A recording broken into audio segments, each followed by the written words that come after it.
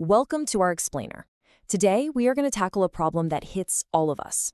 You know that feeling you're staring down a huge, complex problem and you just think, where do I even start? Well, today we're going to look at two really powerful ways of thinking, the architect and the builder, to show you exactly how to turn that chaos into a crystal clear plan. Let's dive right in. And a quick shout out to Custom Case Coach for making this explainer possible. You know, it's a perfect fit since we're talking all about building powerful frameworks from scratch, which is exactly the kind of skill they help people get amazing at. So yeah, let's go back to that moment. You've got a tricky business case, a totally blank page, and the clock is ticking. It can be, frankly, a little paralyzing. The big question is always, where on earth do you begin? Well, that's the puzzle we're going to solve today. Okay, so here's our game plan. First, we'll lay out the basic problem-solving blueprint. Then, we'll meet the architect and the builder. After that, we'll see how you can actually combine their tools. And finally, we'll figure out which one is the right fit for you. So, what's the actual goal here? No matter which method you use, it's all about creating a blueprint. And that just means taking a massive, messy objective and sorting it into a few major work streams, or buckets, as we're going to call them.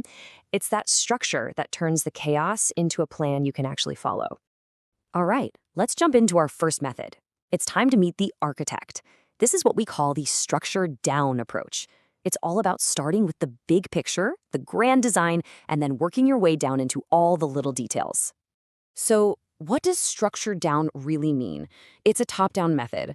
Think of it like this. You already have a filing cabinet with perfectly labeled drawers. Your job isn't to build the cabinet, it's just to take all the messy information in front of you and start sorting it into the right places. The architect's process is super methodical. Step 1, you lock in your main objective. Step 2, you look through your mental library of standard business buckets. You know, things like financials, the market, company details, and you pick the ones that seem to fit. And step 3, you fill up those buckets by asking very specific targeted questions. This quote absolutely nails the architect's mindset. See, the first instinct isn't just to brainstorm random ideas. It's to find a structure that already exists. You're immediately thinking, okay, financials, market, and company. Those are the right lenses to look at this through. The structure always comes first. Now, let's completely flip the script and look at a totally different way of thinking. Let's meet the builder. This is all about the build-up method, starting with nothing but the raw materials and building your framework from the ground up. The build-up method is a total 180. It's bottom-up. You don't start with neat categories. Nope. You start with a flood of raw ideas, questions, little details, and observations. And here's the key difference. The structure emerges from all that chaos. You don't force it on top from the very beginning. So how does a builder actually work? First, you just brainstorm. No limits, no filter, let all the questions and ideas just pour out. Second, you get everything down on paper. And third, once it's all out there, you take a step back, look for the natural patterns, and start grouping related things together. That's how your buckets get made. And this quote? It's the perfect snapshot of a builder's brain at work. It's just a rapid-fire list of really specific questions.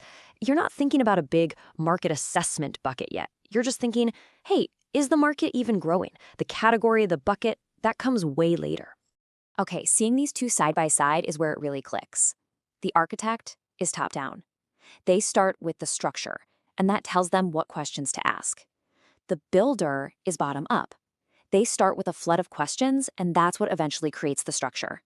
Two totally different roads to get to the exact same place, a clear plan. So you're probably thinking you have to pick a side, right? Team architect or team builder. But what if you didn't have to? This brings us to the hybrid approach, a really powerful way to get the best of both worlds. Honestly, the most powerful thing to realize here is that you don't have to choose. You can be flexible. For example, let's say a problem about profitability comes up. The costs bucket might just instantly pop into your head. That's your inner architect speaking. Great, lock that one in. But for everything else, switch gears into builder mode. Brainstorm all your other questions about revenue and pricing and competitors, and then see what new buckets form from that list. It's really the best of both worlds. Okay, this brings us to our final section, and the big question we started with. Architect or builder? Which one is actually better? What's the final verdict? And the answer is probably not what you expect. It's this simple but really profound idea, Neither one is better. They're just different tools in your problem-solving toolbox, and each one is perfect for a different kind of job. So, how do you know which tool to grab? Well, it really comes down to two things. First, you. How does your brain naturally work? Are you more of an architect or a builder? And second, the problem itself. Is it a standard, by-the-book case that fits a known framework? Or is it something totally weird and unique that you have to build a solution for from scratch? And that leads us to the single most actionable piece of advice here. In those first 10 to 20 seconds after you hear a problem, just listen to your own brain. If it immediately serves up a few big, high-level categories, go with it. Embrace your inner architect. But if your brain is a storm of tiny, specific questions, lean into that. Be the builder. Your natural instinct is almost always your best guide. So, there you have it. You now have the tools of both the architect and the builder. The real secret isn't picking one for life, but knowing which one to use and when. So the next time you face a big challenge, you have the blueprint. The only question left is, what kind of problem solver are you going to be?